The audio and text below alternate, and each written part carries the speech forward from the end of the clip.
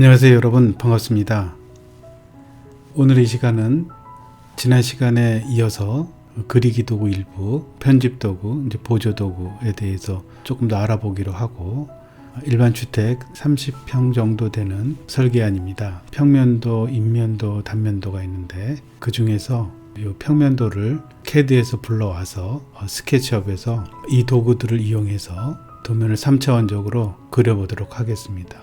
이 내용들은 우리 과제에 CAD 도면으로 참조용으로 올려놨으니까 여러분들 참조로 해서 스케치업 상에 이제 불러오기라든지 또는 불러와서 활용하는 방법들을 함께 했으면 좋겠습니다. 지난번에 우리는 원형과 다각형에 대해서 알아봤죠. 차이점은 뭔지, 또 같은 거는 뭔지, 이 세그먼트의 연속에 의해서 원이 만들어지기도 하고, 또 원이 세그먼트 수를 줄이게 되면 또 다각형이 되고, 다각형도 세그먼트 수를 늘리게 되면 또 원과 같은 형태로 만들어진다 그랬습니다. 근데 이제 입체적으로 만들어졌을 때 원과 다각형은 표현되는 방법이 다르다라고 얘기를 했습니다. 오늘은 여기 아치 4가지 방법에 대해서 또 설명을 할 텐데, 여기 그림에서 보듯이 세 개는 면으로 형성이 되어 있지 않죠. 이제 선으로만 보이고, 요 네 번째 있는 이제 파이는 투포인트로 해서 아치를 만들게 되면 이제 면으로 이제 만들어집니다. 이제 그 차이고, 제일 많이 사용하는 거는 투포인트 아치 중에서 요거와 요거, 이제 선과 이제 면, 요게 이제 제일 많이 사용을 하고, 요것도 투포인트, 요거는 이제 3포인트. 그래서 요 세 가지는 이제 투포인트를 갖고 아치를 만드는 형태고, 하나는 이제 3포인트로 해서 이제 아치를 만드는 방법인데, 우리가 이제 제한적인 그 조건에서 세 점을 기준으로 하는 이제 원을 만드는 경우에 이제 요 점이 필요하고, 나머지는 다 투포인트 아치를 통해서 이제 만들게 됩니다. 그래서 이제 요거를 먼저 좀 그려보면, 이렇게 이제 클릭을 하고 Y축에 클릭을 하고 이렇게 이동을 하면 궤적이 나타나죠. 그래서 내가 원하는 각도, 임의로 각도를 규정을 해줄 수가 있습니다. 이건 이제 90도로 해서 각도기가 예를 들면 0도에서 90도 이제 이렇게 표현을 했는데, 여기 X축을 기준으로 해서 이렇게 하면 Y축에 녹색 선이 나타나죠.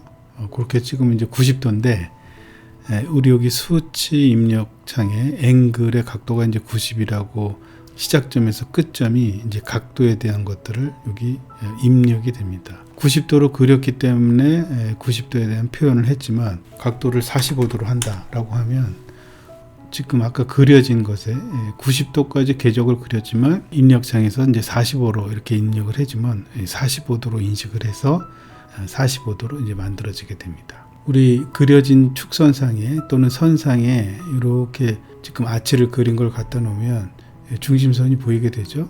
중심선에서 이제 각도기를 갖고 다시 한번 이렇게 재보게 되면 입력창에 45도 이렇게 이제 표현이 됩니다. 그래서 아치 만드는 방법 중에 이제 대부분들은 중심선을 기준으로 해서 선을 만들게 되는 걸 이제 우리 아치라 그러죠. 그럼 이제 아치의 선은 기준점이 항상 중심선이 있게 됩니다. 그렇게 그리는 것들이 이제 요 세 가지 방법이 되겠고, 또 이렇게 이제 그려놓고 요거 이제 면으로 만든다라고 하면 이 선상에서 라인을 그릴 경우에 펜슬 기능에 이렇게 축선상에 갖다 놓으면 이제 중심선이 잡히죠. 그럼 중심선에서 이 선상에서 이제 클릭을 하고 중심선을 그려주고 또 시작점을 이어주면 이렇게 이제 면이 이제 만들어지게 됩니다. 이렇게 진한 부분은 이제 뒷면이고, 하얀 부분은 이제 앞면 또는 이제 정면이라고 얘기했죠. 우리는 항상 이 페이스는 우리가 보는 관점에 그리고 있는 부분에서는 항상 페이스를 전면으로 좀 바꿔놔야 됩니다. 그래서 우측 클릭을 하고 여기 이제 리버스 페이스라고 반전이라고 그러죠. 이걸 클릭을 하게 되면 이제 면이 반전이 됩니다. 여기가 진한 색이었는데 이제 하얀색으로 바뀌죠. 근데 뒷면은 당연히 하얀색이었는데 이렇게 진한 색으로 이제 바뀌게 됩니다. 두 번째의 투포인트 아치는 이것도 마찬가지로 투포인트를 갖고 아치를 그리는 건데, 한 점, 두 점 하고, 지금 여기서 이렇게 파란 선이 나타나는 거는 세로로 그려진다는 얘기고, 측면상에 아무것도 표시가 안 날 경우에는 이제 평면상으로 이제 그려진다는 거죠. 그래서 내가 지정한 두 점의 길이의 곡면 아치를 이렇게 그려주게 됩니다. 우리 아치도 선을 보면 세그먼트의 연속이라고 그랬죠. 지금 여기 요 아치도 마찬가지고 여기 아치도 마찬가지인데 이 선을 세그먼트로 보면 12개, 여기도 12개, 여기도 12개 이렇게 돼 있죠. 이 선을 세그먼트를 이제 눈에 이렇게 딱딱딱 끊어지는 게 보이는데, 요거를 이제 조금 더 연속적으로 이제 보이게 하려면 이 세그먼트 수를 늘리면 되겠죠. 만약 60개를 한다라고 하면 그 세그먼트가 지금 뷰 방향에서는 원처럼 이렇게 보입니다. 끊겨져서 안 보이고, 이건 또 끊겨져서 보이죠. 얘도 12개이기 때문에 그렇습니다. 이걸 클릭을 하면 이제 12개인데 이것도 한 60개 정도로 엔터를 치게 되면 원처럼 보이게 되죠. 이제 더 가까이 가보면 또 끊기게 보입니다. 요거는 이제 Z 축렬로 이제 만들어진 거네요. 요게 이제 Z 축렬, Y 축렬, X 축렬 이렇게 되는데, 이제 그릴 때 아까 파란 선이 나타났었는데 Z 축렬로 해서 높이 값으로 이제 그려졌습니다. 얘도 마찬가지로 이제 더 자세히 가 보면 세그먼트로 이렇게 이제 조금씩 끊겨 있는 걸 볼 수가 있습니다. 12개로 해보면 이렇게 끊긴 것처럼 이제 60개로 되어 있을 때는 조금 더 이제 원에 가깝게 이제 세그먼트로 나눠지게 보이는 거죠. 다시 이걸 이제 평면상에 여기 눕혀 놓는 걸로 다시 한번 그려보겠습니다. 평면상에 높이값이 없는 아치 형태가 되겠죠. 그려져 있는 이 아치를 이제 클릭을 하게 되면 라인을 이제 그린다라고 하면 여기 끝점하고 끝점을 갖다 놓으면 이제 원점이 이렇게 잡힙니다. 중심이 되겠죠. 여기도 이거 잡으면 이제 원이 되고, 또 이으면 이렇게 이제 면이 되고, 뒷면은 또 정면이 되고, 여기 이제 뒷면이 되겠죠. 이것도 리버스 페이스로 해서 면을 이렇게 이제 바꿔주고, 또 도형을 그린 다음에는 항상 메이크 그룹으로 이렇게 만들어줘야 됩니다. 그 이유는 또 설명을 하겠습니다. 또 이제 3포인트는 우리 도형에 공간을 만들 경우에 반드시 이제 세 점이 필요에 의해서 아치를 만들어야 되는, 곡선을 만들어야 되는 경우가 있죠. 그럴 경우에 이제 만드는 게 3포인트 아치 형태가 되겠습니다. 지금 이 세 가지는 다 선으로만 이렇게 형성이 됐죠. 요거는 이제 연결했기 때문에 이제 면이 이제 만들어졌지만, 이 세 가지는 이제 선으로만 이제 구성이 된다. 그림 자체가 시작점과 끝점에서 끝나는 거는 라인으로서만 형성이 되는 겁니다. 이제 네 번째는 면이 형성이 된다 그랬죠. 이렇게 하고 시작점과 끝점을 누르게 되면 이 아치를 그리는 형태랑은 똑같지만 시작점과 포인트, 제로 포인트 또는 이제 중심점에서 시작된 라인의 첫 점부터 끝점까지를 이제 다 이어주는 이런 이제 파이 형태의 아치를 만드는 방법이 이제 네 번째 방법입니다. 이것도 리버스 페이스로 해서 면을 이제 반전을 시키고, 항상 이런 습관들을 좀 드려야 됩니다. 특히 이제 그룹을 만들어 놓고 얘를 이 아치를 형태를 이제 줄 경우에 높이값도 임의로 주는 방법이 있겠지만 푸시풀로 이렇게 하고 여기 입력창에다가 3000이다 3m 이렇게 하면 이 높이가 3m짜리의 아치 형태의 3D 모델링 형태를 이제 이렇게 만들 수 있다, 이렇게 보면 됩니다. 그리고 다각형하고 원형에서 봤듯이 입체형으로 만들어 놓으면 이게 이제 곡선으로 되어 있고, 이 선을 입력하면 이제 세그먼트가 12개가 되어 있지만 이 면 자체는 12면이 분할돼서 보이지 않고 곡면처럼 보이죠. 이게 이제 원으로 그려져 있는 아치다, 이렇게 인식하면 될 것 같습니다. 그래서 지금 요 네 가지의 아치 형태 중에서 사실은 제일 많이 사용하는 게 요 네 번째입니다. 이제 면으로 만들어져서 어차피 3차원의 모델링을 만들 경우에는 입체화가 돼야 되기 때문에 파일을 사용하는 경우도 있고, 또 다른 걸 한다 하더라도 선을 다 잇게 되면 이제 면이 만들어지겠죠. 이것도 이렇게 푸시풀로 해서 이제 모델링이 3차원적으로 이렇게 만들어지고, 선이 세그먼트로 끊겨 있지만 곡면처럼 이렇게 보이죠. 여기 이제 원으로 그려졌다는 얘기입니다. 근데 이제 주의할 점은 이게 세그먼트가 평면으로 그렸을 때는 세그먼트 수를 이제 변경할 수 있지만 입체로 그려지면 변경하기가 어렵습니다. 그죠? 여기 이제 나타나서 수정할 수 있는 세그먼트의 수를 변경할 수 있는 바리에이션이 나타나야 되는데 그 창이 나타나질 않고 곡면의 선을 선택을 하더라도 12개라는 거를 알려주지만 수정을 할 수가 없습니다. 수정을 하려면 처음에 원형을 그렸을 때 이때는 이제 수정을 할 수가 있죠. 12개가 아니라 24개다 라고 하면 이제 이렇게 수정한 상태에서 푸시풀로 이렇게 이제 올릴 수가 있는 겁니다. 그래서 여러분들이 이제 곡면을 그릴 때 그 세그먼트 수를 미리 곡면처럼 나타나게 이제 보여야 되겠다. 그리고 세그먼트의 수를 늘려서 원형에 가깝게 하겠다라고 하면 높이 값을 주기 전에 그 상태에서 세그먼트 수를 수정을 해줘야 됩니다.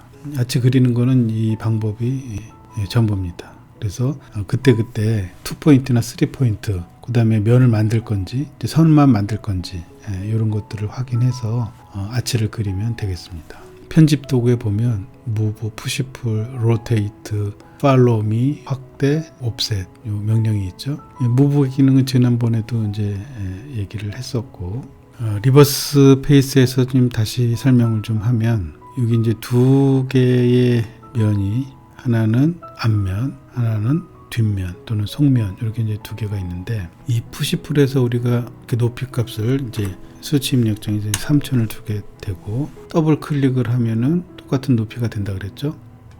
그런데 흰 부분에 전면 부분에서 높이 값을 주게 되면 그 높이 값은 위 방향, 플러스 방향으로 해서 이제 높이를 이제 형성을 해주는데 여기 이제 뒷면이 되어 있는 상태에서 높이 값을 주니까 뒷면에서 위로 올라가지 않고 앞면에서 밑으로 내려갑니다. 같은 면이라고 생각을 해서 높이 값을 줬지만 하나가 명령을 내려줬을 때 더블 클릭으로 하고 같은 명령을 이제 실행하라고 우리가 클릭을 하게 되면 이 컴퓨터에서는 전면인지 후면인지 이런 것들을 반드시 전면 부분에 앞면 부분에 높이 값을 줬기 때문에 얘는 후면에다가 높이 값을 주는 게 아니라 전면 부분에 이렇게 이제 높이 값을 준다. 이런 것들을 반드시 이해를 해야 됩니다. 지금은 큰 도형을 하나를 그릴 때 이렇게 눈으로 보면서 그릴 수 있지만 건물이 이제 복잡하게 되면 면 자체가 전면인지 후면인지 이걸 이제 분간하지 않고 높이 값에 의해서 클릭을 계속 이제 반복적으로 하다 보면 이 전면과 후면에 대한 게 확인을 하고 일일이 다 하면 좋겠지만 그렇지 못한 경우에는 잘못된 이제 명령어를 이제 실행을 할 수 있기 때문에 리버스 페이스는 반전시키는 면의 색을 규정을 하고 그런 습관을 들이고 연습하는 게 제일 좋은 방법이다 이렇게 생각합니다. 또 이렇게 그 모델링 3차원으로 그리면 반드시 3번을 클릭하고 이렇게 그룹으로 만들라고 얘기를 했죠. 블록을 이제 익스플로드 하면 이제 그 전 명령어로 이제 돌아가게 됩니다. 이건 그룹, 이거는 그룹이 아닌 상태죠. 두 개의 그룹을 이제 다 익스플로드 시켜 놓은 상태에서 그룹의 중요성은 지난번에도 얘기했지만 이 다른 객체를 합쳐 놓으면 여처럼 이렇게 딱 붙어버립니다. 그래서 얘를 클릭을 하게 되면 독립적으로 이 아치로 그려져 있는 파이처럼 이제 부채꼴처럼 생긴 형태가 아무리 뛸라 그래도 갖고 올 수가 없습니다. 붙어 있기 때문에 일부만 갖고 오려고 그러면은 이 면이 이렇게 달라붙어 있죠. 그래서 항상 이렇게 이제 블럭으로 만들고 얘를 이제 겹쳐 놓더라도 얘는 이제 그룹이 아닌 상태고 얘는 이제 그룹인 상태이지만 그룹이 아닌 상태와 이제 그룹인 상태를 변경하더라도 얘는 이제 서로 간섭을 하지 않기 때문에 이동이나 또는 수정이나 각각을 할 수가 있습니다. 그룹에 있는 상태에서 이제 수정을 하려면 여기 이제 들어가면 여기서 이제 수정을 하면 되죠. 이렇게 이제 수정을 하게 되고 이제 이렇게 이제 수정을 하게 되는데 그룹인 상태에서 이제 마음대로 그룹 안에 들어가서 명령을 실행하면 되겠습니다. 근데 이제 이렇게 깨져 있는 상태, 그룹이 아닌 상태에서의 두 형체가 만나게 되면 붙어버리게 돼서 마음대로 이제 수정을 하기가 어려운 상황이 벌어집니다. 자, 이번에는 여기 이제 로테이트 기능은 각도를 어느 방향으로, 어느 면에서 얼마 각도로 회전을 시킬 것인지 이거에 대한 이제 명령어입니다. 부채꼴로 만들어져 있는 형태를 X축렬 기준으로 해서 회전을 할지 또는 Y축렬 기준으로 해서 회전을 할지, Z축렬을 기준으로 해서 회전을 할지에 대한 거를 회전을 하는 이제 명령어입니다. 예를 들면 부채꼴을 이 Z축렬, 수직을 기준으로서 회전을 한다라고 하면 이렇게 빙글빙글 돌겠죠. 얘가 중심이 돼서 이렇게 빙글빙글 돌게 회전해주는 역할을 하고, X축렬은 이 축을 기준으로 해서 이렇게 회전을 해준다는 얘기고, 또 이 Y축렬로 로테이트를 한다는 거는 이 Y축렬을 기준으로 해서 이렇게 회전을 해준다는 얘기입니다. Z축렬을 먼저 회전을 시켜보면 지금 이제 각도기가 파란색으로 나와 있죠. 그리고 지금 요 부채꼴의 모델을 회전을 시키겠다고 이제 선택이 된 겁니다. 그러면 여기 축렬의 모서리 부분에 클릭을 하고 이 X축을 기준으로 해서 이만큼, 지금 이 Z축렬 기준으로 해서 이제 회전을 이렇게 하고 있죠. 파란색은 다 Z축렬을 얘기를 하는 겁니다. 그럼 요 X축렬에서 내가 원하는 여기에 지금 각도는 임의로 했지만 여기 이제 입력창에다가 45도 치면 요 지금 X축렬상에 있던 요 면이 Z축렬을 기준으로 해서 이제 45도 이제 회전을 하게 되는 겁니다. 또 45도가 아니라 뭐 90도 회전을 한다. 근데 90도가 되고 270도 회전을 한다라고 하면 270도가 되고 360도 원점으로 돌아오는 거죠. 360도를 하면 이제 원점으로 이렇게 돌아옵니다. 한번 명령을 실행하고 그 다음 명령을 실행하기 전까지는 이 각도를 조정해 가면서 로테이트를 시킬 수가 있다. 또 여기 보면은 색깔이 달라지죠. 이 면에 갖다 놓으면 빨간색이 되고, 이 면에 갖다 놓으면 녹색이 되고, 바닥에 갖다 놓으면 파란색이 되고, 이게 그 축렬을 기준으로 해서 돈다는 표시입니다. 또 우리 X축렬을 한번 해볼까요? X축렬은 이게 축렬이기 때문에 이쪽 면을 이렇게 회전을 시키는 거죠. 그러면 이제 목적물을 선택을 하고 로테이트 명령에 이 X축렬을 기준으로 해서 이제 회전을 해 보겠습니다. X축렬은 요거죠. 요거를 요 모서리를 기준으로 해서 하려고 하니까 또 파란색으로 이렇게 바뀌게 됩니다. 또 Y축렬로 하려고 하다 보니까 또 이게 바뀌어버려요. 그럼 X축렬이 맞죠? X축렬이 맞을 때는 이 로테이트로 X축렬에 갖다 놓으면 이렇게 모서리에 갖다 놓으려고 그러면 뭐 이렇게 바뀌었다가 녹색으로 바뀌었다가 이제 막 갈팡실팡을 하죠. 그러면 면에 있는 선상에서 중심을 잡고 이제 돌리면 여기 되겠지만 이 모서리를 기준으로 한다라고 하면 키보드에 화살표 좌표가 좌측 우측이 있습니다. 그래서 우측을 딱 누르면 얘는 변하지가 않아요. 이렇게 어디를 가든지 X축렬 기준으로 해서 이제 회전을 하겠다라는 겁니다. 또 좌측 화살 표시를 딱 누르면 얘는 Y축을 기준으로 해서만 회전하겠다라고 표현을 하는 겁니다. 그럼 여기를 갖다 놓든지 이쪽에 갖다 놓든지 이제 Y축렬이 되는 겁니다. X축렬을 또 회전하려고 하면 우측 그 화살 표시를 누르면 이제 되고, 그럼 아까 여기 갖다 놓으니까 요 모서리에 갖다 놓고 Z축렬상에 회전을 하려고 하면은 이것도 안 바뀌죠. 그럴 경우에는 화살 표시의 위로 가는 화살의 키보드를 눌러주게 되면 얘는 이제 무조건 또 Z축렬 상으로만 이제 회전하겠다, 이런 의미입니다. 그래서 X축을 기준으로 해서 회전을 시켜보면 요 모서리 부분이 여기에서 이렇게 회전합니다. 이렇게 여기가 X축이죠. X축을 기준으로 해서 이렇게 이제 회전을 하는 겁니다. 그럼 또 이번에 Y축을 기준으로 해서 한번 회전을 한번 해보겠습니다. Y축을 이 모서리에 갖다 놓으면 Z축렬이 또 인식이 되죠. 그러면 화살 표시 좌측 화살 표시를 누르면 이제 Y축을 기준으로 해서 이제 고정이 되어 버립니다. 그럼 이 모서리에 이 X축을 기준으로 해서 이렇게 이제 회전을 하게 된다. 이것도 임의점을 찍고 90도 하면 90도만큼만 이제 회전을 하게 됩니다. 그래서 이게 계속 진행을 하기 때문에 다른 명령을 실행하기 전까지 뭐 270도, 360도 이렇게 해서 로테이트 기능은 Z축과 X축과 Y축 이렇게 구분을 해서 회전을 시켜준다. 그리고 이제 고정하는 방법은 화살 표시, 키보드의 화살 표시의 좌우, 상하 이렇게 좌측은 X축, 우측은 Y축, 높이는 화살표 윗방향 이렇게 눌러주면 이제 고정을 시켜서 회전의 방향을 이제 고정을 시켜줘서 쉽게 이제 이용할 수 있게 해줍니다. 이 면 같은 경우는 어렵습니다. 면은 이게 빨간색도 아니고 녹색 선도 아니고 파란 선도 아니고 이렇게 나오죠.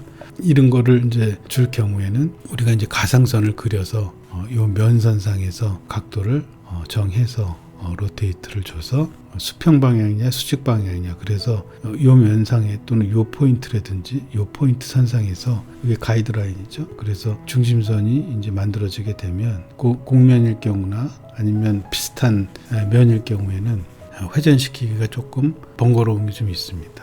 그런 것들을 이제 감안하기 바라고, 이번에는 이제 옵셋에 대해서 좀 얘기를 하겠습니다. 우리 이게 블록이었죠? 블록에 들어가서 두 번 클릭을 하면 이제 면과 이제 선이 이렇게 잡히게 됩니다. 그래서 이 옵셋 명령을 내리고 내가 원하는 선의 간격을 똑같이 동일하게 만들어주는 기능이 이 옵셋입니다. 우리 CAD에서도 일정한 거리의 동등한 간격을 이격시켜서 선을 설치할 때 이제 옵셋 명령을 내리죠. 스케치업도 마찬가지로 이렇게 이제 폐곡선으로 됐건 아니면 뭐 선이나 면의 한 면이 됐든지 간에 그 면에 일정한 두께를 갖는 면을 이제 만들어준다. 이 옵셋도 마찬가지로 이렇게 커서를 이동하게 되면 이 폭의 값이 이격거리가 이렇게 움직이게 되죠. 일정한 거리에 두고 이 수치 입력창에서 300이다. 그럼 이제 이렇게 300이 만들어지게 됩니다. 그럼 만들어지면 이 면하고 이 면은 또 다른 면의 성격을 갖게 되죠. 그럼 예를 들면 이것도 푸시풀로 해서 이렇게 이제 집어넣게 되면 이런 이제 부채꼴의 형태의 그만큼 이제 리셋된 그런 형태를 이제 만들어집니다. 우리 이제 보통 창호라든지 문짝이라든지 창문이라든지 또는 일정한 두께를 갖는 부분을 표시할 때 옵셋 기능으로 해서 많이 사용을 한다. 그래서 이제 옵셋 기능도 이제 제일 많이 사용을 하고, 이제 지금 이 편집 모드는 다 많이 이제 사용하는 이제 명령어들입니다. 또 요거는 이제 스케일 기능인데 우리 블록으로 만들어져 있죠. 블록으로 만들어져 있는 상태에서 요 스케일을 누르게 되면 이 점이 이렇게 많이 만들어집니다. 요 점에 의해서 축소 확대됩니다. 지금 요 모서리 부분에 빨갛게 변하는 부분이 여기 모서리와 요거와 요게 만나는 부분의 모서리는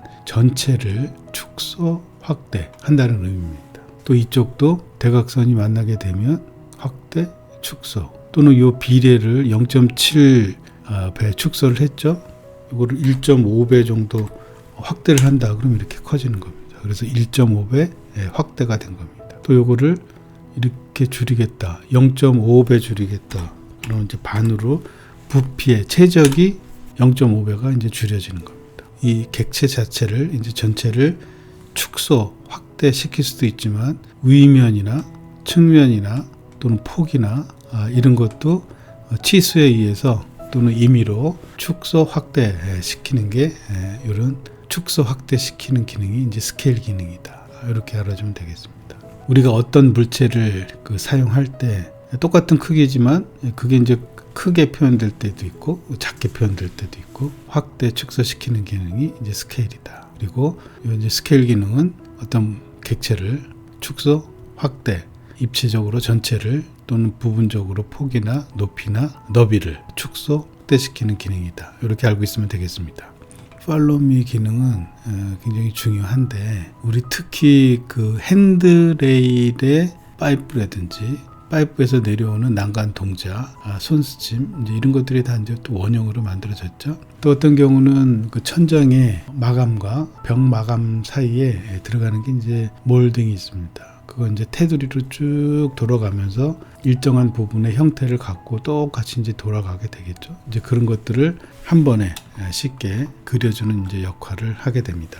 이 Follow Me 기능은 이제 여러 가지에서 사용을 하게 되는데, 예를 들면 이렇게 이제 직선이 높이값을 갖는 직선이 있다라고 했을 때 이 원형으로 생긴 파이프라고 이제 예를 들면 이 선을 따라서 파이프가 이렇게 이제 설치되는 것을 쉽게 만들어 보면 먼저 이제 객체를 이제 선택을 하게 됩니다. 라인을 하나 그렸기 때문에 객체를 선택할 때는 Shift 키를 누르고 이렇게 이제 다 잡으면 객체가 선택이 되겠죠. 그 다음에 이제 Follow Me 기능에서 명령을 내리면 이 아이콘이 이렇게 뜨게 됩니다. 마우스에. 그렇게 되면 중심이 되는 선을 지정을 했기 때문에 어떤 객체를 여기다가 중심을 기준으로 해서 따라가게 할 것인지 객체를 선택하게 되면 이렇게 이제 만들어집니다. 중심 라인 선상에 그 중심을 기준으로 해서 이제 만들어지죠. 물론 이제 파이프도 있고 뭐 사각형도 있고 여러 가지 형태를 갖고 기준 선을 만들어주면 거기 따라가면서 자동적으로 이렇게 이제 만들어지는 이제 역할을 한다. 그게 이제 팔로우미의 기본이 되겠습니다. 또 이제 이런 형태의 이 사각형과 같은 테두리를 이제 이렇게 돌리고 싶다. 또는 외곽 라인에 이렇게 원으로 생긴 형태를 벽 외곽을 중심으로 해서 이제 따라가게 해야 되겠다. 이제 그렇게 만들려고 하면 요 외곽 기준선을 이렇게 객체를 선택을 하고 Follow Me 기능을 이제 수행을 하죠. 그러면 이제 어떤 것을 여기를 따라가게 할 것인지 이 지정되어 있는 패스를 어떤 형태가 따라가게 할 것인지를 선택을 해주면 거기 패스로 되어 있는 선을 따라서 이렇게 이제 만들어줍니다. 여기 이제 Follow Me 기능이고. 또 하나 이제 외곽선을 이제 동그라미 이렇게 이제 4분의 3 정도 되는 원을 요 외곽선을 따라서 이제 패스를 주는 거죠. 외곽선을 따라서 요 선하고 이 선하고 이 선하고 해서 요 부채꼴 형태의 외곽선 상에 이제 주의할 점은 이 외곽선상에 원을 그리면서 선이 여기가 이제 잘려진 부분이 있습니다. 여기까지 이제 선택을 해주고 이 Follow Me 기능의 아이콘을 누르고 패스 선택한 선에 패스선을 따라가는 부분이 이제 요 부분을 이제 선택을 해주면 패스가 선을 따라서 이동하게 됩니다. 이렇게 그렇죠? 만약에 이거를 이 곡면을 원형으로 해서 이제 만든다라고 하면 되게 어렵겠죠? 또 원과 직선이 만나서 이렇게 파이프처럼 용접한 것처럼 이렇게 만나게 하는 거는 각각의 선을 갖고 파이프를 이용해서 원을 만든다라고 하면 굉장히 어렵습니다. 하는 방법은 이제 여러 가지가 있는데 한 번에 패스 명령 선을 지정을 해주고 거기를 따라서 겹치는 부분은 알아서 정리해주는 이런 기능이 이제 빠르다고 할 수가 있겠습니다. 이제 이런 것들이 이제 Follow Me 기능입니다. 이 설계하면서 우리가 3차원으로 그리면서 이 Follow Me를 이제 사용하는 이제 빈도수도 많기 때문에 개념을 잘 이해를 해야 됩니다. 또 이 파이프 같은 경우에는 색깔이 진하죠. 3번 클릭을 하면 얘도 리버스 페이스를 해주면 안과 밖이 색깔이 이렇게 변하게 됩니다. 색을 칠하더라도 예를 들면 페인트를 칠한다. 그럼 이제 페인트 통이 요거죠. 페인트를 누르고 이제 색깔을 지정을 하게 되면 이렇게 진한 녹색으로 한번 해볼까요? 그럼 이제 이렇게 칠해집니다. 이렇게 칠해지면 지금 이제 녹색으로 칠한 거는 겉 표면만 이렇게 칠하게 된 거죠. 만약에 페인트를 칠할 때 이 전체를 이제 그룹으로 잡았다라고 하면 이 그룹도 이제 페인트를 칠해 줄 수 있습니다. 이걸 만약에 녹색으로 칠한다라고 하면 이 블록 전체를 이렇게 칠하면 리버스 페이스에 겉 표면만 칠해줬죠. 근데 얘는 그룹으로 칠해지면 안과 속이 다 칠해지게 된다. 그래서 블록을 색칠할 때와 각각 객체의 면을 칠할 때는 이제 주의해서 해야 됩니다. 기본적인 사항은 여러분들이 페인트로 또는 재질감을 나타나기 위해서 재료를 선택을 하고 표면에 이제 색감을 또는 텍스처를 이제 칠할 경우에는 이제 기본은 표면에만 칠한다. 이 개념을 갖고 있어야 됩니다. 도형이나 조그만 것들 객체만 갖고 할 경우에는 뭐 차이가 없겠지만 이제 바닥이나 벽이나 천정이나 여러 가지 이제 마감이 혼합이 될 경우에는 그게 이제 간섭 현상을 좀 일으키는 경우가 있습니다. 그래서 항상 면에만 이제 칠하고 속에는 칠하지 않게끔 이제 유도를 해야 된다. 잘 인지하고 있어야 됩니다. 여기 이제 단면으로 보면은 안에를 이제 보여주는 건데 안에도 이제 색이 칠해져 있죠. 이런 차이입니다. 이 이제 단면은 우리가 모델링을 한 상태에서 축선을 X 방향 또는 Y 방향 수평으로 높낮이에 따라서 임의로 이제 조정을 해줄 수 있습니다. 여기 이제 무브 기능을 갖고 이렇게 움직이게 되면 단면이 그 원하는 위치에서 이제 단면을 이제 보여주게 됩니다. 이렇게 여기도 마찬가지로 이제 단면을 이렇게 보여주기도 하죠. 또 위에서도 자를 수가 있죠. 예를 들면 지금은 이 단면을 보여줬지만 위에서 평면적인 걸 이렇게 보일 경우에는 이것도 마찬가지로 무브 기능으로 이렇게 위아래로 올라가면 내려가면 잘려진 부분이 이제 평면으로 이렇게 보여집니다. 그래서 우리가 여러 계층을 평면을 그리면서 모델링을 할 경우에 내가 보고 싶은 곳에 층을 또는 단면을 이 단면 섹션으로 이렇게 볼 수가 있습니다. 여기 기본 도구 이 섹션이 섹션 플랜입니다. 이 기본 도구에 있는 이 섹션 플랜이 이렇게 평면에서 또는 이쪽에서 볼 수도 있지만 또 이쪽에서도 끊으면 그쪽에서도 이제 볼 수가 있죠. 이렇게 하면 이쪽 면을 보여주는 겁니다. 그래서 얘도 이렇게 오게 되면 이 움직이는 거는 이 무브 기능이 지금 활성화가 되어 있죠. 무브 기능으로 이렇게 옮기게 됩니다. 그럼 이쪽에서의 단면도 이렇게 이제 평면상으로 층별로 평면을 이제 보여주게 됩니다. 단면도 마찬가지로 이렇게 해서 여기 이제 파란색으로 되면 이제 활성화가 됩니다. 여기 이제 모서리 정도의 커서를 무브 명령을 내리고 이렇게 갖다 대면 이제 활성화가 되죠. 이렇게 볼 수가 있습니다. 이게 이제 섹션을 자르는 이제 명령어가 되겠습니다. 그래서 follow me와 섹션 이거를 알아봤습니다. 이번에는 CAD 도면을 스케치업으로 이제 불러와서 작업을 한번 해보도록 하겠습니다. 먼저 스케치업 상에서 CAD 도면을 불러오려면 우리 제공된 CAD 파일이 있죠. 그거를 파일을 폴더로 이제 저장을 해놓고 스케치업 상에서 인풋에 들어가게 되면 여기 이제 저장해둔 그 위치가 있겠죠. 그래서 이제 평면도를 누르고 인풋을 이렇게 하게 되면 CAD에서 그린 여러 가지 이제 레이어들이 이제 이렇게 들어오게 됩니다. 그래서 닫기를 하면 우리 이제 CAD 도면의 이제 평면도 상에 CAD 도면을 여러분들한테 이제 제공된 도면입니다. 근데 그 다 들어오는 게 아니라 치수라든지 요 텍스트 같은 경우에는 스케치업하고 이제 호환이 안 되기 때문에 이런 거는 따라서 들어오질 않고 순수하게 CAD 도면으로 그린 도면만 파일만 이제 들어오게 됩니다. 같은 폰트를 이제 정해놓고 설정 값을 해놓으면 이제 들어올 수도 있겠지만 이 도면을 이용해서 스케치업에서 이제 작업을 해야 되기 때문에 전제로는 스케치업 상에서 이제 CAD 도면을 밑 바탕으로 해서 다시 그려야 되기 때문에 치수나 텍스트는 큰 의미가 없게 됩니다. 스케치업에서 불러들이기를 해서 이제 제일 중요한 건 뭐냐면 CAD 도면을 이제 스케치업 상에서 불러들이기를 했는데 이 축척이 우리가 템플릿 상으로 이제 미리 단위로 정해놨죠. 스케치업은 CAD 도면은 1대1로 그렸기 때문에 이제 미리 단위로 이제 지정을 해놓고 이제 그렸기 때문에 그게 이제 동시에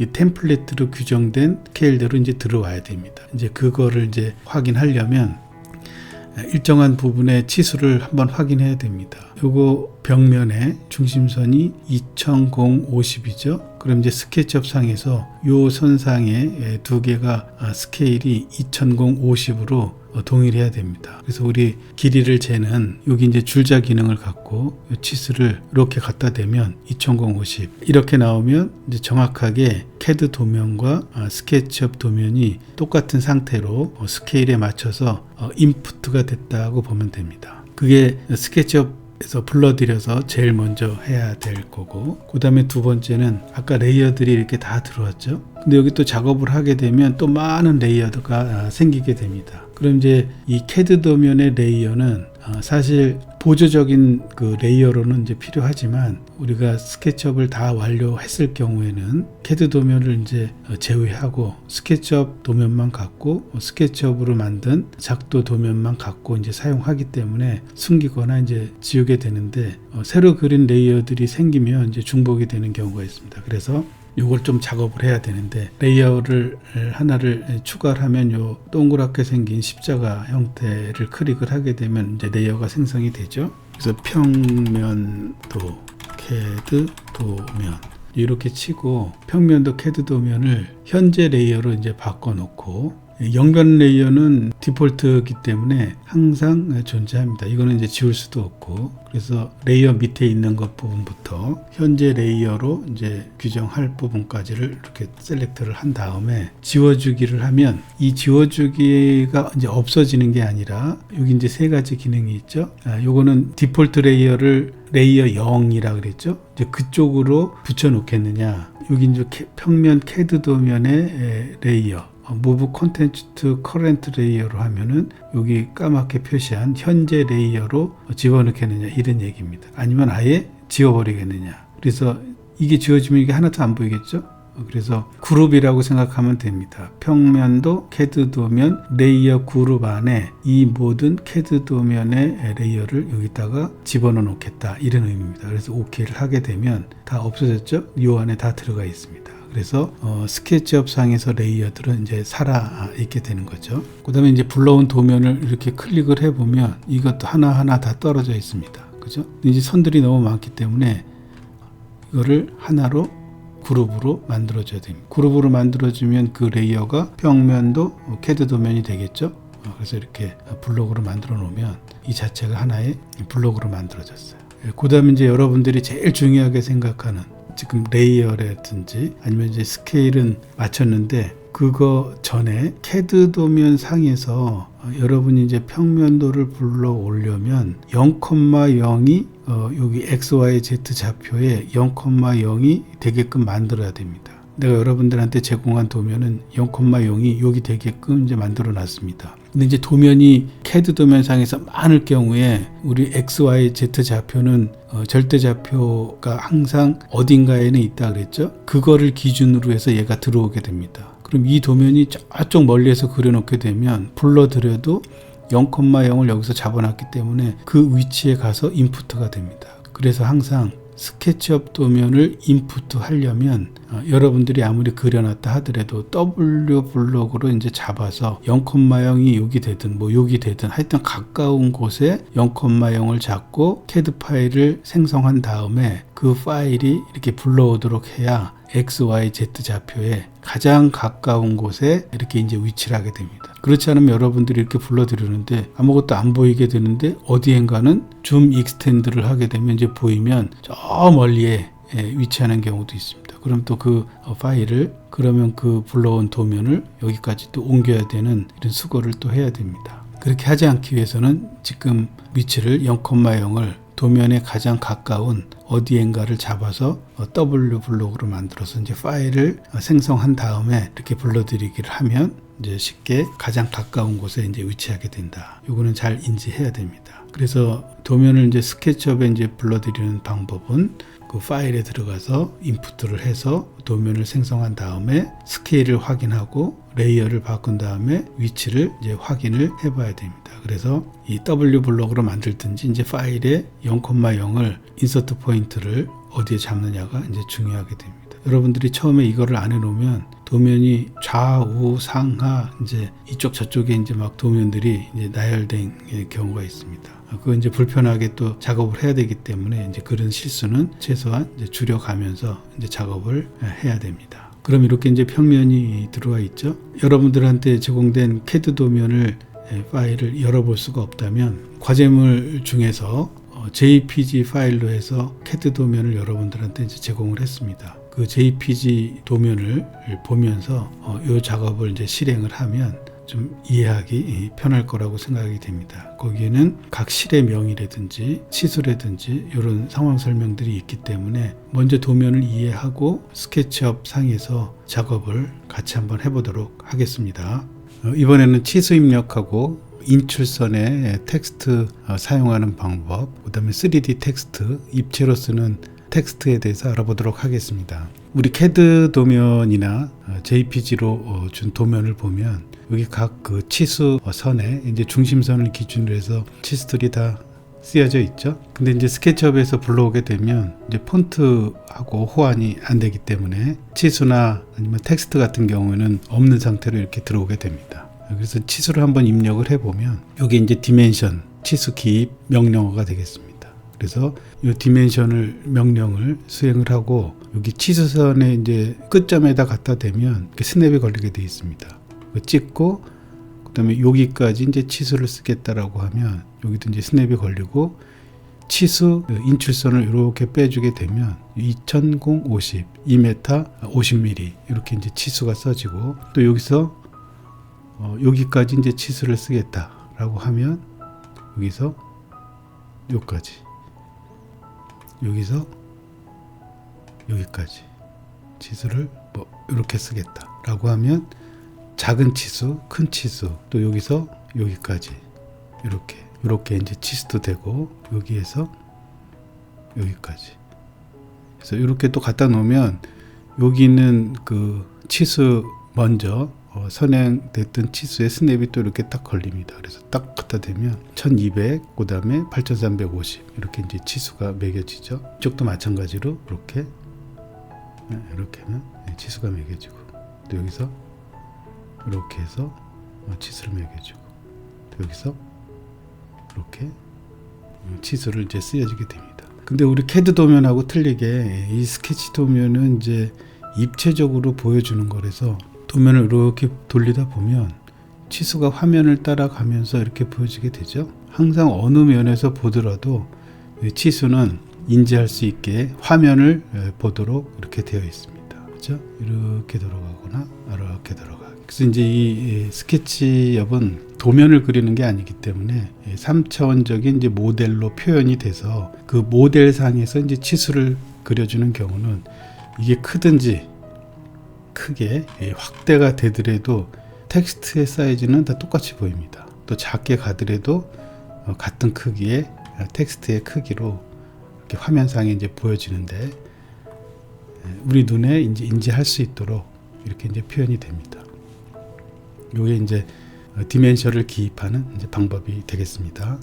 그다음 요거는 이제 텍스트를 쓰는 건데 도면상의 내용을 이제 설명하기 위해서 CAD 도면에도 바닥, 벽, 천장 뭐 이런 재료를 써주기 위해서 인출선을 써주게 되죠. 그러면 그 인출선 자체가 예를 들면 요게 뭐 설명이 외벽이다. 그러면 이제 외벽선 이렇게 쳐주게 되면 외벽선이라는 인출선이 이렇게 보이게 됩니다. 또 여기 이제 요거는 이제 침대라고 하면 침대로 이렇게 인출선을 띄어서 침대라고 이제 표시가 되겠죠. 또 이제 요게 이제 뭔지를 이제 표현하려고 하면 요게 이제 데크인데 데크도 이렇게 인출선을 빼서 데크 이렇게 이제 데크라고 인식이 되죠.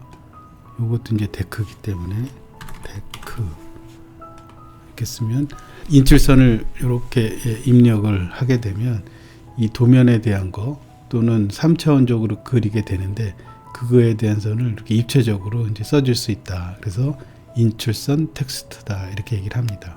또 아니면 여기다가 일정한 부분을 선택하지 않았기 때문에 작은 방 이렇게 하면은 이렇게 그 실에 대한 명칭을 이렇게 써줄 수가 있습니다. 마스터 베드룸 안방이 되겠죠.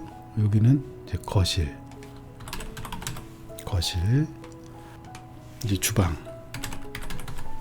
이렇게 글자를 써줄 수 있고 여기는 이제 다용도실 또 이쪽 부분도 데크가 됩니다. 우리 인출선을 꺼낼 때 여기 보면은 딱 꺼내면 뭔가 기호가 나타나죠.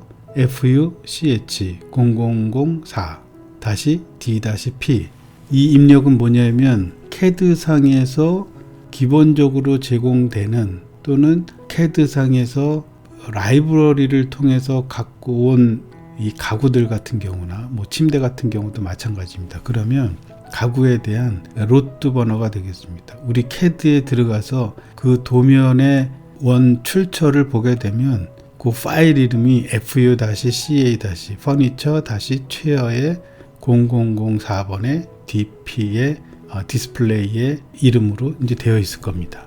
블록으로 되어 있다든지 또는 라이브러리로 되어 있다든지 그렇게 되어 있기 때문에 그 소스가 그대로 스케치업에 들어와서도 기억을 하고 있습니다. 그 다음에 요것도 요 소파도 이렇게 보면 어디에선가 이제 그 자료를 갖고 온 거기 때문에 캐드상에서도 퍼니처, 가구, 의자죠. 001 DP 이렇게 이제 돼 있기 때문에 그 캐드에서 그려져 있는 정보는 다 갖고 들어오게 됩니다. 그래서 치수하고 인출선, 그 다음에 요 세 번째는 3D 텍스트인데 3D 텍스트는 간판이라든지 또는 이제 디스플레이를 할 경우에 입체적으로 텍스트를 쓸 경우에 이제 사용을 하죠. 다른 거는 이 팝업 창이 안 뜨는데 3D 텍스트만큼은 이렇게 이제 팝업 창이 떠서 글씨를 이제 입력을 해줍니다. 예를 들면 작은 방 하고 요 이제 폰트의 종류 이렇게 해주고 기준을 왼쪽으로 하겠느냐 높이 이렇게 튀어나오는 거 있죠. 튀어나오는 거를 254mm 아니면 100mm로 하겠다. 이렇게 이제 선정을 해주고 글자는 레귤러 이렇게 하겠고 장소를 여기다 놓겠다. 이렇게 해주면 텍스트가 입체적으로 이렇게 써지게 됩니다. 그죠? 지금 이 글자들은 이 면을 형성을 아직 안 해줬기 때문에 지금 높이 값이 이렇게 떠다니고 있습니다. 일정한 장소를 바닥에 대한 높이 값에 의해서 글자를 써줘야 되는데 그렇지 않다 보니까 이 자기 마음대로 이렇게 떠다니고 있어요. 그래서 이런 것들은 이제 3차원적으로 그리고 난 다음에 그때 이제 텍스트를 이렇게 써주든지 표현을 해주면 바닥에 대한 재료가 매핑이 되든지 바닥을 그려야 되겠죠. 뚫려있는, 지금은 이제 뚫려있는 상태입니다. 아무것도 없고 선만 있는 상태, 면도 없고 이제 선만 있는 상태라서 바닥에다가 이제 써줬지만 그 위치를 찾지 못하고 이렇게 떠다니고 있습니다. 그래서 그거는 3차원으로 다 그린 다음에 이제 표현을 하면 되겠습니다. 자, 그럼 이제 도면을 한번 그려보도록 하겠습니다. 여기 안쪽에 있는 거는 옹벽이고 바깥에 있는 거는 벽돌, 붉은 벽돌 또는 치장 벽돌이라고 합니다. 그래서 우리가 제일 많이 쓰는 게 이 라인, 펜슬 기능이라 그랬죠. 이렇게 잡고 여기 벽돌부터 한번 그려보면 이렇게 이 스냅들이 만나는 점마다 이렇게 스냅들이 잡히죠. 이렇게 스케치업에서는 선들이 시작점에서 시작해서 끝점에 다시 원점으로 오게 되면 면으로 이제 만들어집니다. 그럼 항상 뭐라 그랬습니까? 리버스 페이스로 만들어주고 이거를 블록으로 꼭 만들어줘야 된다 그랬죠? 그런데 지금 어디에서 그렸습니까? 평면도 캐드 도면에서 이제 작업을 한 거예요. 그럼 안 되겠죠? 그러면 처음부터 잘못 그렸습니다. 그럼 처음부터 여기 시작할 때는 벽, 면, 외, 곽선, 붉은 벽돌 이렇게 시작하고 새로 생성된 레이어를 기준으로 해서 이제 작업을 해야 됩니다. 종류가 틀린 거는 종류가 틀린 레이어로 만들어 줘야 됩니다. 근데 이 지금 만든 거는 평면도 캐드 도면으로 되어 있는 거예요. 그러면은 우리 새로 만든 이 레이어로 이제 바꾸게 되면 여기 메뉴바에 보면 리본 메뉴바에 보면 새로 생긴 벽면, 외곽선, 붉은 벽돌 이게 있죠. 이렇게 만들어 놓으면 지금 이제 바뀌게 된 겁니다. 그런 상태에서 그룹을 만들게 되면 이 그룹도 벽면, 외곽선, 붉은 벽돌 이게 이제 만들어지는 거예요. 이해 갔죠? 그렇지 않고 계속 다른 선들을 또 그리게 되면 그룹이 아닌 상태에서 이제 수정하기가 어렵다 그랬죠. 그럼 얘는 그룹이 돼 있기 때문에 뭔가를 바꾸더라도 이 그룹 안에서 바꾸면 충분히 이제 바뀔 수가 있다. 그렇지 않으면 바꾸기가 어렵습니다. 그리고 또 하나 레이어를 하나 또 만들까요? 옹벽, 외벽, 옹벽 이렇게 하나 만듭시다. 외벽, 옹벽 이렇게 만들고 요거를 이제 현재 커렌트 레이어로 만들어서 선을 한번 그려보도록 하겠습니다. 요선, 요선, 요선, 요선 이렇게 되면 또 이렇게 만들어졌죠. 이거는 지금 외벽, 옹벽으로 현재 커렌트 레이어를 만들어 놓고 작업을 했기 때문에 여기에도 마찬가지로 레이어가 외벽, 옹벽으로 되어 있습니다. 이거 이제 리버스 페이스로 이렇게 만들고 그룹으로 만들면 그룹 또한 외벽, 옹벽이 되는 겁니다. 그럼 이제 지금 평면상으로만 블럭 2개를 만들어 놨는데 여기 이제 높이 값을 줘야 되겠죠. 그럼 이제 이렇게 만들어 놓은 블럭들이 이제 이렇게 있죠. 우리가 제공된 도면에 단면 같은 경우에 이제 벽체의 높이, 천장의 높이, 층고의 높이를 이제 표현을 해 놨습니다. 거기에 따라서 이제 높이 값을 줘야 되는데 처음부터 딱 맞추지 않더라도 나중에 또 이제 높이 값을 조금 더 조정할 수도 있기 때문에 높이에 대한 개념을 이제 주는 거를 연습 삼아 해봐야 되기 때문에 이 옹벽이 쭉 벽체로 올라가야 되겠죠. 우리 이제 한 3m 정도를 기준으로 해서 전체 벽을 한번 만들어 보는 걸로 하겠습니다. P를 누르면 이제 푸시풀 기능에 이제 단축키라 그랬죠. 이렇게 올리면 이렇게 따라오게 됩니다. 그리고 일정한 높이에 이렇게 딱 놓고 치수 입력 창에다가 3000 이렇게 치게 되면 이제 3000 높이의 옹벽이 만들어집니다. 이거는 지금 뭐 다 변경을 할 수가 있지만 옹벽 두께를 이제 정해놨는데 옹벽 두께를 지금 150mm로 했습니다. 15cm의 이제 옹벽을 갖는 벽체가 형성이 된 거예요. 그 다음에 또 이걸 이제 더블 클릭을 하면 외벽에 붉은 벽돌이죠. 외곽선 붉은 벽돌. 이것도 마찬가지로 P를 누르게 되면 이제 푸시풀 기능이 명령어가 실행이 됩니다. 그럼 또 3000을 해주는 게 아니라 우리는 그 전에 명령이 이제 3000을 명령을 줬기 때문에 더블 클릭을 하면 이렇게 이제 리버스 페이스를 같이 앞면으로 해놨기 때문에 똑같은 크기의 높이 값의 옹벽이나 벽돌을 이렇게 이제 만들어줍니다. 빠져나오려면 이제 ESC 키를 누르면 이제 바깥으로 나오죠. 요거 따로 요거 따로 이제 블록이 각각이 존재하는 겁니다. 이제 창호는 이제 나중에 또 그리고 여기도 마찬가지로 우리가 이제 외벽부터 그리려면 여기에 외벽에 레이어를 이렇게 바꿔놓고 이제 그리면 됩니다. 라인 이렇게 라인 명령으로 선을 따라가면서 스냅이 이렇게 잡히죠. 이렇게 시작점에서 끝점으로 오면 또 이렇게 리버스 페이스를 또 바꿔줘야 됩니다. 그 다음에 이것도 확인을 하고 이 자체는 외벽이기 때문에 붉은 벽돌 선도, 면도, 또 그룹도 똑같이 같은 레이어로 이제 만들어져야 됩니다. 그래서 이것도 마찬가지로 메이크 그룹.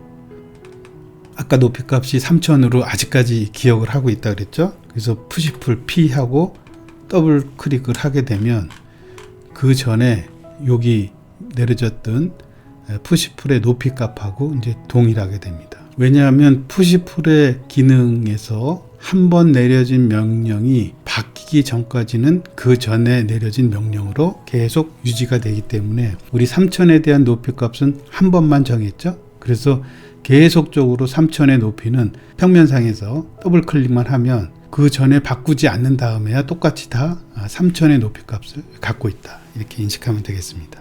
또 여기도 이렇게 옹벽이 있죠. 이것도 마찬가지로 바꿀 때는 또 외벽, 옹벽으로 하고 이렇게 선에 스냅이 잡히는 부분까지 이렇게 그리게 되면 이것도 리버스 페이스로 하고 블럭으로 잡고 푸시풀의 P를 누르고 더블 클릭하게 되면 같은 높이로 이렇게 만들어지게 됩니다.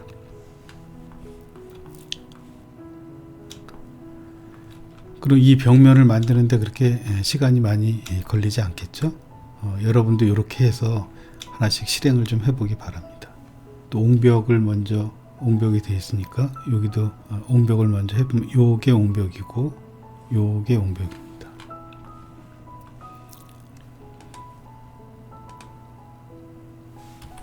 이거는 잘못했네요. 지금 옹벽의 그룹 안에 들어가서 지금 작업을 하면 안 되죠. 나와서 작업을 해야 됩니다.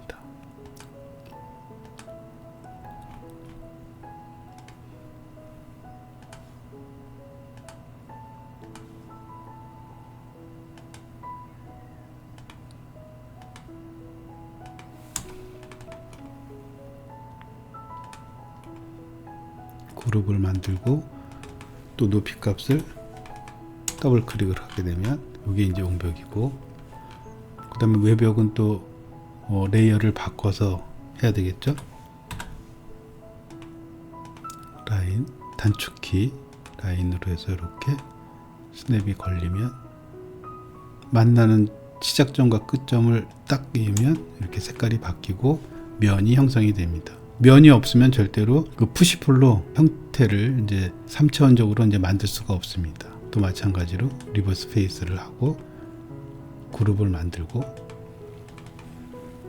푸시풀 P 하고 더블 클릭을 하게 되면 3천 내려진 명령어들이 계속 유지해 갑니다. 그럼 이 창문을 언제 만들 것인지 외벽에 걸치게 되어 있습니다. 보통 우리 이 창문의 높이가 바닥에서 이제 900 정도 되기 때문에 요거를 이제 지금 그려 놓으면 그 그림이 안 보이기 때문에 나중에 이제 그리는 게 수월합니다. 다 한 다음에 또 여기 옹벽도 요게 옹벽이고 요렇게 붉은 벽돌이고 요것도 이제 옹벽이 되겠습니다. 옹벽을 그릴 때는 이렇게 하고 라인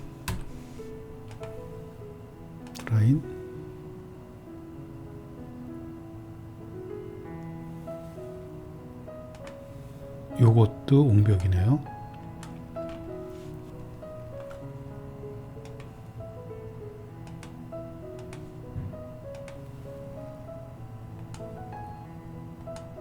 이렇게 또 리버스 페이스로 반전을 시키고 그룹을 만들고 그룹 안에 들어가서 푸시풀 3000 명령은 계속 살아있죠. 더블 클릭하게 되면 이렇게 똑같이 올라오게 됩니다. 그 다음에 레이어를 바꿔서 외벽 하고 라인 명령인 L 단축키에 명령을 주고 스냅 걸리는 데를 이렇게 이어주면 요거는 이제 벽돌이 되겠죠. 외벽선. 그 다음에 리버스 페이스를 만들고 그룹을 만들고 그 다음에 더블 클릭 하게 되면 벽체가 이렇게 만들어집니다. 그래서 이렇게 계속 이제 벽체를 만들면 일정한 창문을 빼는 나머지들의 벽체는 이제 다 만들어지게 됩니다. 이것들 여러분도 이제 실행 한번 해보기 바랍니다. 빠른 실행 화면으로 작업을 좀 해봤습니다. 그래서 이렇게 결과론적으로 이제 만든 게 외벽하고 이제 내벽에 대한 거를 조금 빠른 실행으로 타임랩스로 해서 여러분들이 이제 보게 될 텐데 여기까지 여러분들이 다음 시간까지 좀 연습을 좀 하고 실행을 하면서 기본 도구들하고 이제 편집 도구들이 어느 정도 다 인지를 했기 때문에 작업을 충실히 잘 할 거라고 생각이 듭니다. 완성된 애니메이션을 함께 올려놓겠습니다. 시청하느라고 좀 지루하기도 하고 또 영상까지 보려면 시간이 많이 걸릴 텐데 이번 주에 나가는 내용은 2주간에 걸쳐서 진행을 여러분들이 연습을 해야 되는 거기 때문에 시청은 2번 이상을 좀 해야지 충분히 이해되리라고 생각합니다. 이 30평 정도 되는 주택을 해보면 여러분들이 그 어떤 내용의 건물도 모델링을 충실히 잘 할 수 있을 거라고 생각합니다. 이어서 나가는 빠른 실행 화면과 스케치업으로 완성된 애니메이션을 함께 시청하도록 하겠습니다. 강의 시간이 좀 길었죠? 오늘 강의는 이것으로 마치도록 하겠습니다. 고맙습니다.